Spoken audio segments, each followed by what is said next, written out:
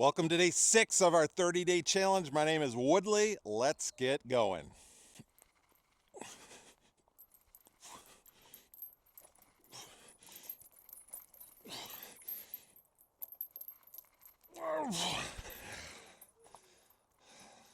Did I get 5? I don't think that was quite 5.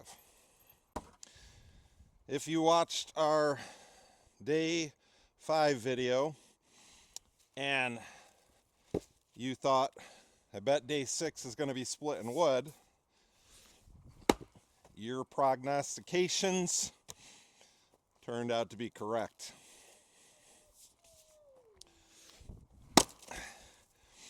I don't have my cameraman with me today. They're down at their grandma's right now. And so I'm going to be doing this work without him. But man, I have just been so impressed with all the different angles that he's been capturing. If you are watching the other videos, my oldest son is 10 and he's just got an eye for trying things, and I just have really appreciated his willingness to just kind of join in and help out in that way. And it's, doing that type of thing is an interest of his. So sometimes I think that, when we pursue certain activities and stuff, well, really a lot of times, almost when we're doing it right, is that other people will benefit even more than us. And it kind of exposes people to opportunities and ideas. And, for my kids, part of this stuff and part of like sharing things on YouTube, for one situation, it's just like an amazing memory book. The other night we were watching the videos, and sometimes, like, my wife sent me a message. We were gone most of the day yesterday, with Lucas and I were, and Shelly's like, Savannah misses you, and she's watching your videos and kind of seeing the process of how the house got built. And one of my favorite videos of all time on the channel is when we set up our 16 by 20 canvas wall tent together. And the kids were super little, but that was just like such a fun memory. And for them to be able to have it, and for us to be able to have it and go back and watch those things and these things, I just think it's really, really awesome for that. My brother's been watching them. I got 3 brothers. They're all older than me. They're all just awesome guys, and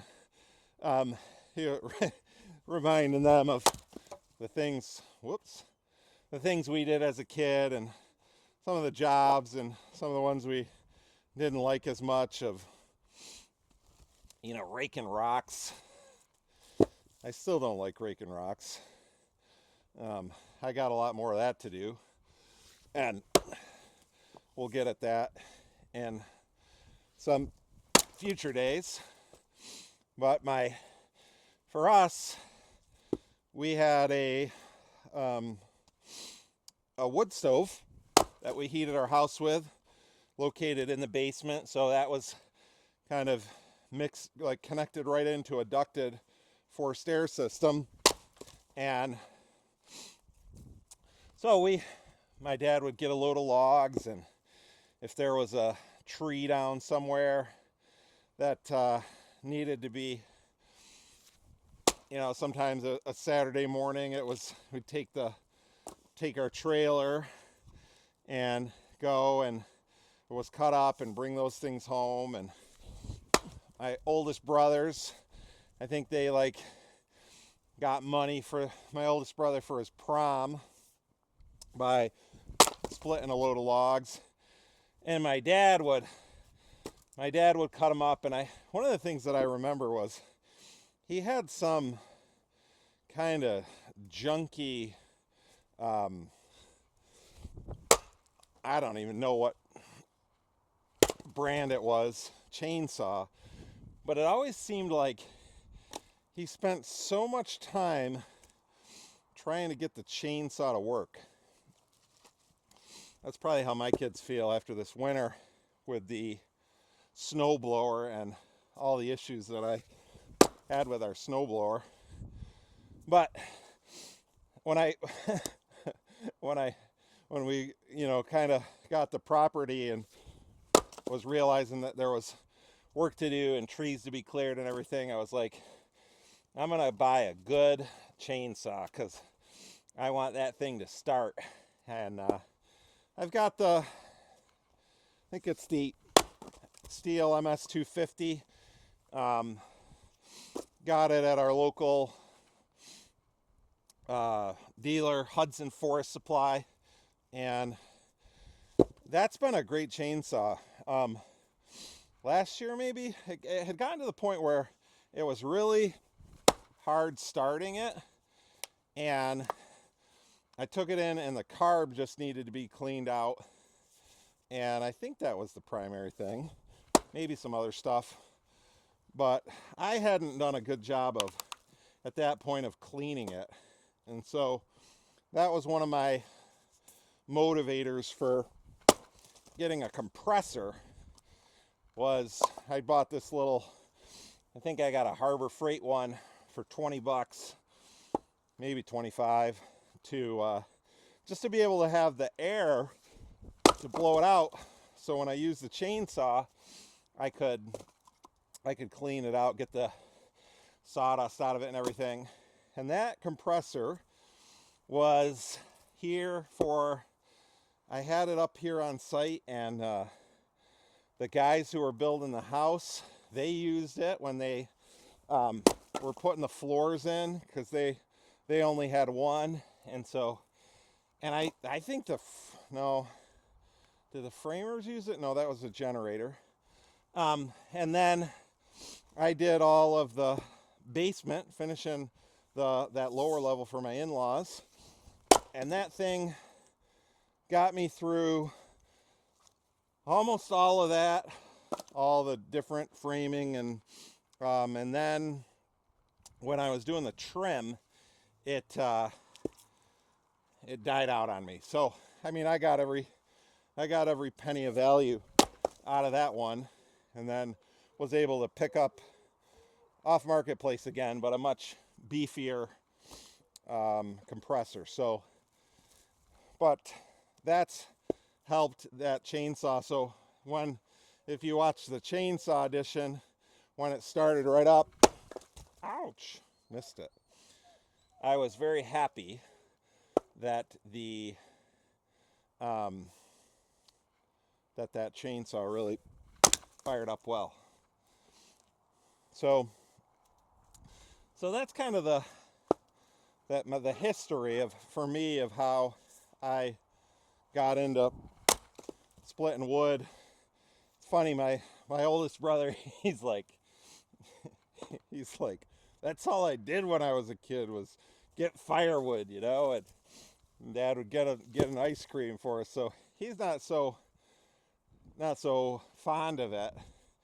I think for me, I don't know if I had to do quite as much work, probably in large part because I was the youngest, and I think my oldest brother, he had to split the whole lot of woods, and man, we got a lot of wood. So I never had that. And then we did, as got a little older, I think my grandpa had a hydraulic wood splitter, my dad's dad, and he split wood. My grandpa Zazek split wood into his 80s. He was a strong guy. But then when he got to the point where he wasn't doing it anymore, I think we got a hydraulic splitter. I don't know if that story is accurate or not, but that seems what I remember. One of my family members will likely tell me the correct story if I'm wrong on it. So I just like it's on, you know, it's physical, but I actually find it kind of relaxing to split wood. Now again, I'm not dependent on it. Our house is a new build. We've got a couple of heat pumps, air source heat pumps on it. So that is not necessary. I think if I had the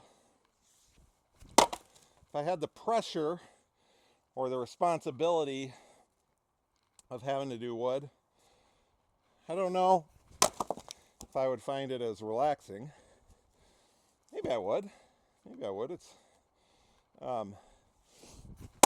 enjoyable, but there's something about the work that you do, and when you have things that are physical in nature, that there's a lot of benefit to it. There's a health benefit, and you know, if you just try and replace everything with a machine, then, you know, obviously there's something gained, there's efficiency that is gained by it, but there's also something that you lose. And so I'm not like a purist on any of those things, but I think you can, if you need to split, or if you like to split, you can appreciate the I don't know how I'm going to get this one. That's not too bad. You can appreciate the benefit that you get from it. And that is what this series is all about, is trying to get some benefit and getting some work done and demonstrating that to people, and hopefully building, you know, a community of people who can be encouraged by that, who can see the value in it. And sometimes it's amazing how just observing someone working in a way gives you some insight and perspective and confidence in what you can do. So that's a lot of talking. I'm going to put you on a time lapse. We'll finish this up, and then I'll give you the numbers for the day, and we'll wrap it up.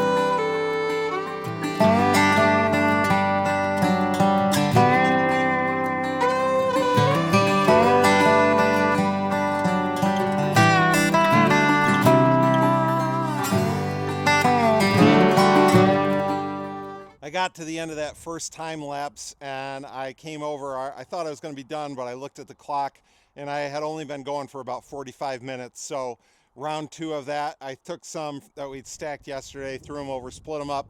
That was another 15 minutes to do that. So I try to set with this work time the hour minimum. I'm willing to go over on it, but I don't want to go under on it for that standpoint. And ultimately, I just want to move more. So if it inspires me to move more, I'm all about that.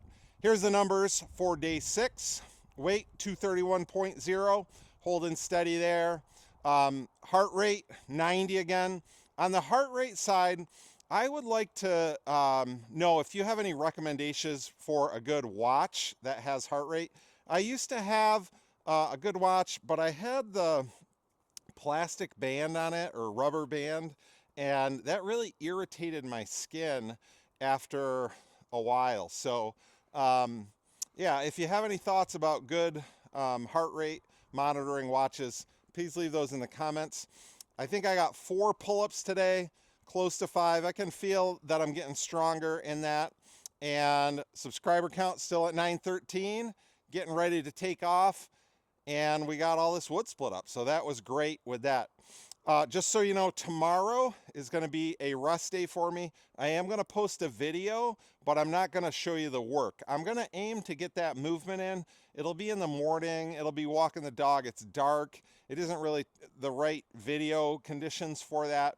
And then we've got a bunch of things going on in the afternoon. So, but what I am going to do from a video standpoint is I'm going to talk about the eating side of this carnivore challenge. So I will give an update, but it won't be all of the work stuff. It'll be focused on the eating part of it. So if you have any questions related to that, please leave them in the comments because I will be able to read them if you get this earlier in the day and leave them there, and I can respond to those when we post the day 7 update. But day 6 is done.